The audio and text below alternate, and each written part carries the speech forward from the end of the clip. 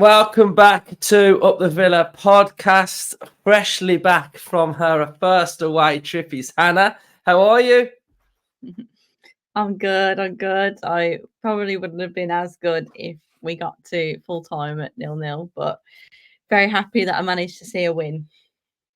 Yeah, well, you brought the number 18 ball back with you and it went straight in against Chelsea. So hopefully you'll get to go to Chelsea as well and you can just keep it going for us. So Everton, we've got away on Sunday.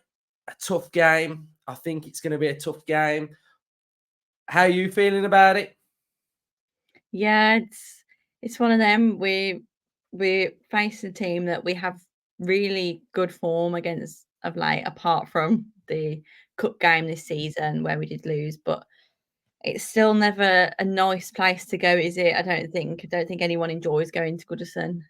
So it will be a challenge, and I think, we're coming off the back of slightly up and down performances and form over the busy Christmas and New Year period. So I think it will really depend what type of Aston Villa team turn up. Hopefully they're rested and recharged, and we can get a good result. But maybe a little bit nervous, yeah, for the first time in a while. Tough game. Tough game. I've already done the opposition preview, so I already know what the vibe is with the Everton fans. So you will probably find that out on Friday. So this will be going out on Thursday. So I've got some early team news from them. So I feel like I'm very prepared, very up to date. So basically, what's been happening is Doucouré's been injured for the last 3 games and they've lost their last 3 games in the Premier League. So this shows how important Doucouré is to Everton, and I'm told that he will be back for the game against Villa. What they have been doing with is going with 5 at the back. So they've been taking out Doucouré and adding that extra player at the back. McNeil has been playing on that left-hand side. He's injured, so he's going to be out. So it looks like it might be Danjuma and Doucouré will be back in there. So what they tend to do is Doucouré's got a really important role for Everton. So Doucouré's role is to make up that midfield 3, but to also be that link between Calvert-Lewin and this midfield. So this is Doucouré's space in and around here, supporting Calvert-Lewin. Calvert-Lewin's ban has been rescinded, so he's going to be back in. So, Everton, you know what they're all about, sort of defensive, sitting in a low block. They're one of the best teams on transition, just like West Ham, very, very quick at going from in this sort of shape. So they're really quick at being in this little mini block here, and then boom, straight up to Calvert-Lewin, and everybody moves up that pitch really, really quickly. And it's all about getting bodies in tight, narrow spaces. So when that first ball pings here, boom, someone's on it. Second ball over here, boom, they're on it. So it's important that Villa in this game, especially, are very quick to react, especially in midfield. And I think our midfield with McGinn in there, with Kamara back in there, with Louise and Ramsey, we've got a lot of numbers in a tight box shape. So we should really get some joy in it. I was listening to Talk Sport the other day, and Danjuma's agent was on talking about him potentially leaving this window. So I've got a funny feeling that Danjuma won't be playing and Dobbin might start. So if I was Dyche and I'd heard this interview and I'd heard a Villa player and his agent talking about this interview, I'd be fuming about it. So I expect their formation to look something similar to this. We know that they are a threat on set pieces. We know that on set pieces as well, they like to have little overloads at the back post as well. So, we've really got to make sure that we're picking up the spare player that's at the back of a set piece as well. So, they do heavily commit to the back post and, they're wanting to get these runners on set pieces as well. So Branthwaite's had a great season. Is there anybody there, Hannah, that worries you? I don't want to say no because I feel like that's famous last words, isn't it? I don't think that there is anyone particular that worries me. Mhm. I'd say, like you've pointed out, Doucouré is a massive player for them. But in general, I think what we've seen from Everton this season and why they're actually, they've had a bit of joy, haven't they? Despite the point Mhm. reduction. Obviously, yes, they might have lost the last three. But I think the reason that they have sort of turned things around compared to last season is that they do look a little bit more of a unit. I wouldn't say that they've got a player that really stands out as like, they've not really got an Ollie Watkins, for example, or, they've not got a player that you go into a fixture thinking, right, we've really got to be careful for them. I think, like you say, Decore is a big one for them, but I think that's more so just for the way they want to play rather than necessarily being a dangerous player. So I'm going into it not particularly like worried about an individual, but I just think that in general, Dyche has got them into quite a well-oiled Mhm. machine at the minute, and they are picking up some good results and getting some decent wins. They're not massively free scoring, but what they can do, like you've pointed out there, is be really solid and tight in defence and then catch you on the counter. And we've seen that Villa don't necessarily like to play teams Mhm. like that. So we definitely need to be aware of that low block and the fact that they are going to want to counter. And we need to do something about that. And obviously when we come on to talk about the lineup, hopefully this will be the team to do it.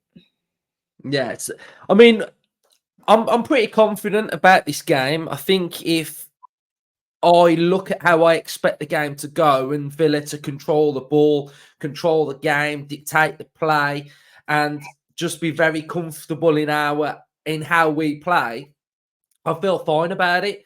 But then in the back of my head, I've got this sort of like little niggle that's thinking they set up to play a way that kind of we don't really like, and it's a way that can hurt us. If we're committing players forward and committing a lot of in our general shape, and their system is all about quick fire attacks, get it upfield quickly, and we may be stretched at some point, then their tactics I think can hurt them, and we've already seen that it can in the League Cup game that we had, that sort of ball over the top to Calvert-Lewin. So hopefully Unai, and I imagine he will be very clued up on how they're going to play and how they're going to hurt us, and they'll be well drilled this week on how to stop Everton from doing what Everton do. But I think whenever I think of like a Sean Dyche team, especially, it feels like it's okay saying how you want to play against them, but when you're actually in that game, it's a very difficult game. Like it's quite physical and it's quite scrappy, and I can imagine that sides kind of struggle to get a bit of rhythm against Everton, and I think that plays into their favour. So I think we've got to be cautious, but we've also got to be sort of expressive in our own way in which we want to play. And if I'm being honest, if we've got aspirations of getting top four, then we've got to really be going to Goodison and getting a result, to be fair. So we've got a bit of a new feature. I've tweaked the predicted lineup slightly, so it looks a little bit different now. But what's not different to last week is the floor is going to be Hannah's. So you virtually got it right last week, didn't you? I was a few Apart off. from Power was really, missing. Power was yeah, but missing you and went didn't start. But other okay. than that, I think I was there or thereabouts. Yeah, so you did okay. So we'll fire it back up for you again then. So talk to me about your team. What do you want to see? Who do you want to see? Well, like you say, I want to see some free flowing Villa. Um, I don't like at this stage of the season saying must win, especially not when we're like nearly at the top of the Premier League. But it does feel like one of them games you don't want to be losing this. So um, I'm debating. I have been debating, kind of going into this recording, whether to go for the back five or not, just because Mhm. I'm not I'm not too sure what to expect from Everton, and I'm still not sure about whether Pau Torres is going to be fit or not. Um, I think I'm gonna go with what I'd like to see, but obviously Go on then. if it comes out that Pau is injured, then we deal with that.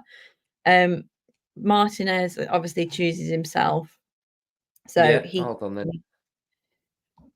Right, there we go. there he is, the world's number one, our number one. Konza, I think again, chooses himself, doesn't he? So are you putting him And there? putting him at centre back. Bang at centre back. Yeah, for Okay. now. For now. Then I'm gonna put Pau in because Yeah. I'm hoping he's fit. I think they said they're hoping he'll train this week, but I actually don't know what's happening. And then Moreno on the left side. I think Luca What's Dean's interesting, there has been an image of Luca Dean, and I don't think he's that far away. He might be in the squad, you know. I Might not think he play, might but be, I think yeah, which would be good. Be a good boost to have him back. Now, yeah. this is where I get stuck, and obviously you want me to choose this, but the pressure has got to me here. I think Okay, so you're either going I'm either putting Carlos cat in and moving Ponza over, or I'm just putting yeah, Cash. yeah. What are you gonna And go with? I think I'm thinking back to the Man United game. Man United away, obviously we go on to lose that game, and we had Carlos in that game, and I thought he was okay, but I thought in the second half he weren't brilliant. So Mm. it's put me off a little bit. And Cash has just got a goal, so he's gonna be confident.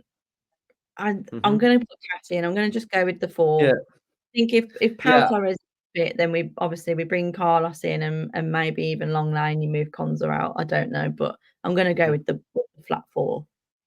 Yeah, I like it because we've got Kamara back, haven't we?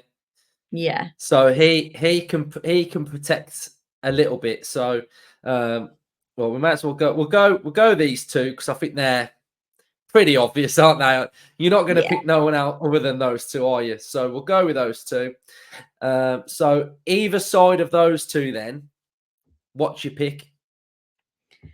John McGinn, again, Hmm. captain, sort of chooses himself. Like you say, I think this game is so much about our midfield. I think if we Hmm. get the midfield right, I worry less about what's going on at the back. It's famous last words again. Um, and then here, I am tempted to not play Ramsey. I am tempted to try something else. However, Hmm. we keep having this conversation about playing players into form. So Yeah. it is a tricky one. I think I will because we don't have Tielemans, I think I'll stick with Ramsey because Okay. you can't have too many attackers, out and out Yeah. attackers. Um, You're so I'd go you're you are a bit hesitant there. Why would you say? Are you feeling he's not sort of like at his peak level, Ramsey? yeah, he's just not there, and it's frustrating because we know what he can do. I was watching at the weekend the video that I think was on the Villa YouTube, the 99 goals from 2023. Mhm. And I was looking at how many of them were Ramsey goals or assisted by Ramsey, or he had such heavy involvement in the build up. And I was thinking, it's not that long ago that this was Jacob Ramsey that we were used to seeing. And it just feels like he's not quite coming back from this injury. Not that he looks unfit, but I don't know if it's sharpness. He's just not quite there. But we know we've seen it how many times these players, I think sometimes just they go through a bit of a bad patch and then you just got to play them through it. And I think Ramsey's one of them. And he's always, surrounded by such quality that I feel like it's a matter of time before he kind of kicks on again. So I'm going to stick with him. If Tielemans was fit, however, I would probably pick Tielemans in all honesty, just because I think he's probably in the better form out of the two. Watkins obviously picks himself, and then I would go with probably the Diaby Bailey combo. Again, We've only got one. We've only got one left, so is that you me got to being pick one really or you got to pick jeez? one or the other. I'm gonna go with Diaby. Now, I Yeah. know Bailey is in the better form, so bear with me here. I think in a game like this, if it's gonna be a little bit frustrating and it's gonna be a little bit where, we have a lot of the ball and we're creating chances and we might get to like 60, 70 minutes and we're struggling a bit. I'd love to have Bailey fresh off the bench. I think Bailey fresh off the bench sometimes is exactly what you need in a game like this. And again, with injuries, sometimes we're just a little bit thin on the ground and you don't know who you're going to bring on. But if you know you can bring Bailey on, I think that's a great option to have. And Diaby has had some, good signs in the last few games. Obviously, he's also missed a few absolute mental chances. He had another one at Middlesbrough at the weekend, but I think him and Watkins do link up quite nice. And I think, like I say, if we're struggling at all, or even if we just want the fresh legs, Bailey, I think is the better player off the bench than Diaby is to sort of affect the game. That's my thinking. Love it. Nice team. Really like it. I think it would be hard to really argue with that. I think the only other argument you could have would be Carlos in for cash and then Yeah, everybody else moves across. So I think this is a little bit more attacking, which I quite like. We know that Cash would want to get forward in this instance. Moreno the same. These two would move over. Kamara would shield those there. So Cash should have that little bit more protection. And then if we are looking at this sort of like midfield battle here, the way in which you're looking at that Everton 3 of Decore, Garner and Onana, and you're looking at the Villa one, our box midfield sort of surrounds their 3 in the middle. So I would look at the way, different styles suit, different games and different teams, different styles come up against each team. I think our midfield, the way in which Everton set up, and they're pretty similar the way they're set up every game, whether it's the 5 or the 4 at the back. It's just a difference between Decore and a defender. I think we can really get some joy in that game. And I think, if we are looking at sort of like how that game could sort of really pan out if Villa are pushing more forward and we have got more control in this game, is that we've just got to be really wary of this little 2 here with Calvert-Lewin and Decore, that, if we are pinning these back somewhat and then they hit that ball in transition, sticks at Calvert-Lewin, goes to Decore, and then they're getting their runners, and we're not set because we've got players that are further up the pitch. We've just got to be mindful of them really on transition. But it's going to be an exciting game. Looking forward to it. Looking forward to watching Villa again. I think you've picked a really good team there, Hannah. So fair play to you again for picking the team. We've had some questions come in from people on our Twitter or X accounts. We've got about 6 questions to run through. So some of them are pretty similar. So I'll let you answer this first one then. It's from Nigel B6. Big up, Nigel. Can the Villa maintain a Champions League position without strengthening our squad in January? I would say yes Mm-hmm. for a couple of reasons. One, because I'm backing us to do it. Just plainly Yeah, simple. We can do pure it. vibes. You're just simply off vibes. So I think, we've I get the point because we have we've dealt with the first half of the season with, I'd say, quite a few injuries and quite a few significant injuries. You can look at it 2 ways. You can look at it as if we've got to this point and performed very well despite having those injuries and despite missing 2 key players from day dot in Mings and Buendia. And we've got to this point, brilliant.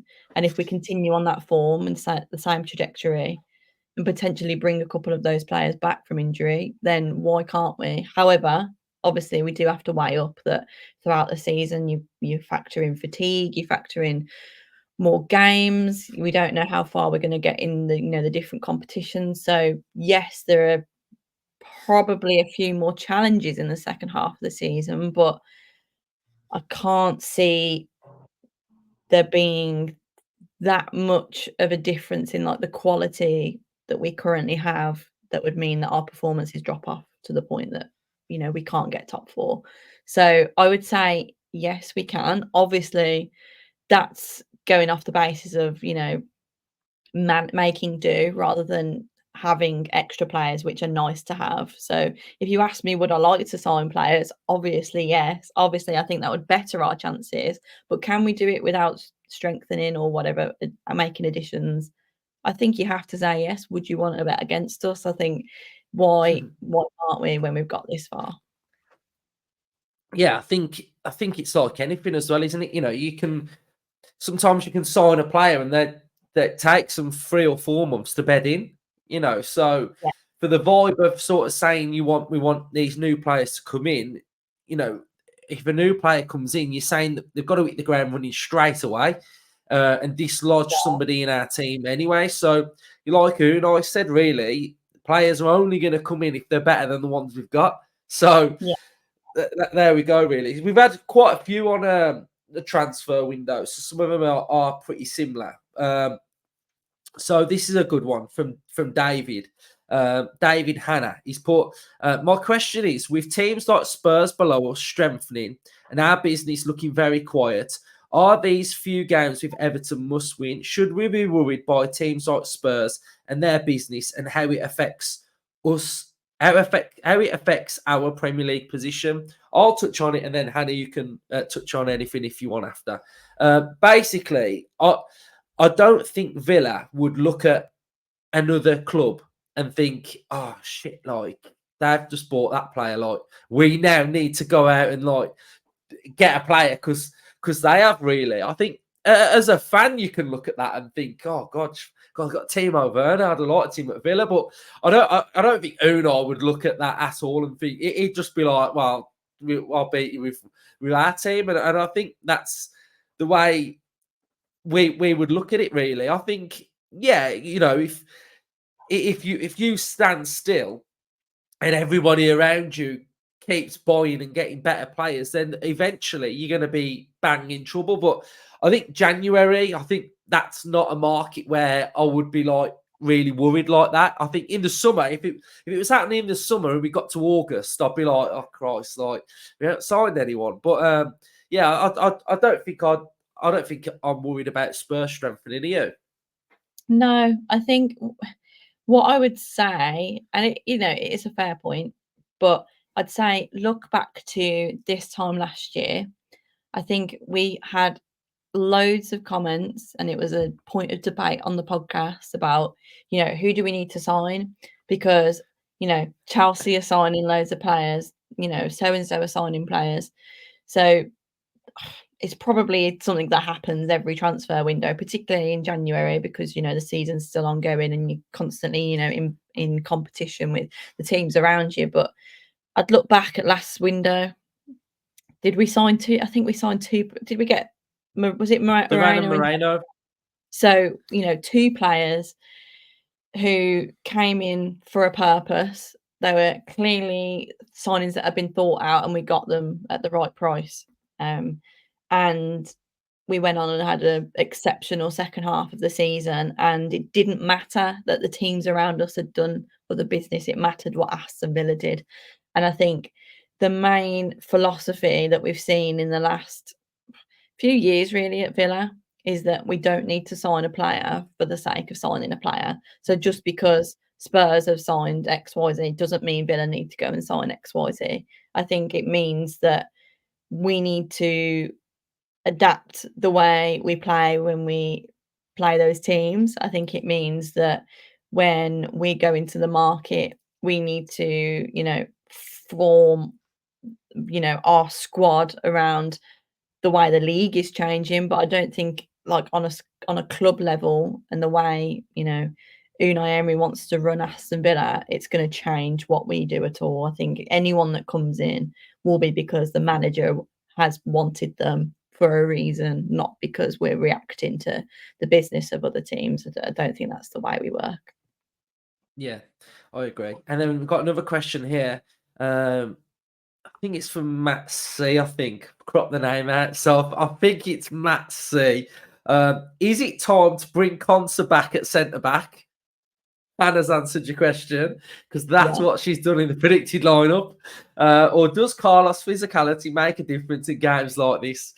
No, he doesn't, according to Hannah. Will we see Diaby and Bailey together? No, that's not Hannah's team. But yeah, or was that just the bottom half table teams? And why never Diaby starting right mid, always up top? So I think Unai likes Diaby and Bailey together at home now. I think that's a little combo that he likes. There's a lot, a lot of movement, a lot of pace, a lot of trickery, a lot of speed, a lot of, stretching the opposition. So I think he really likes that. The other point about why is he always up top and not out wide? I think that's because I think he likes Diaby dropping on the ball a little bit. If I try and get the lineup back on. So if I take so if I swap them round here and you've got Diaby there, you've kind of got McGinn midfield, you've got Ramsey midfield. So I think you'd always kind of want the double pivot there. You've got Ramsey, McGinn, and then you've got Diaby here. Sometimes we see McGinn pressing. So sometimes McGinn does press and it might be Bailey that goes out there. But I just think currently he really likes sometimes when, say if it is Bailey, so if I get Bailey on as well. Where's Bailey? Right, so we take Ramsey out, put McGinn over there, bring Bailey in. He likes Diaby doing that, and he likes that vibe there as well. So I just think that's what Emery likes from Diaby. I think he just likes his overall game when he does go in there and he's just got that little bit more freedom. But we have seen at times now where these two just completely switch around and that. So it will be interesting to know, when we signed Diaby, did Emery suspect he would play there? You know what I mean? Like at Leverkusen, he was actively like an out-and-out winger, really. So it'd be interesting to ever know whether that was his designated position, because I do still think there are some games where this position becomes a bit of a problem sometimes to get right. Yeah. Do you think so? Yeah, I was gonna say, do you know what? I think sometimes I would like to see that Leverkusen sort of role a little bit more. I get that they link up, DRB and Bailey on that right side, and when it works really well. But I feel like there's been a few games where they've been a bit too close together, and there's just a lot of short little passes, and it doesn't really end up going anywhere. And sometimes I feel like there's just not enough space for either of them to really do what they want to do. So, like I say, when it works, it works. So I'm not saying it's a bad combination, but I actually would probably like to see a little bit more of, just play Diaby and just have him as a bit more of a winger, a bit more of a right-sided midfielder, and just see what he can do. But at the end of the day, I'm not the expert. Unai Emery is, so I literally bow down and say yes to whatever he wants. Love it. Right, cool. That's the predicted lineup done then. So comment your thoughts on Hannah's lineup. I think your lineup went down quite well last time. So I think I prefer it when you do it. So cheers everyone for watching. Thank you. Up the Villa. Up the Villa.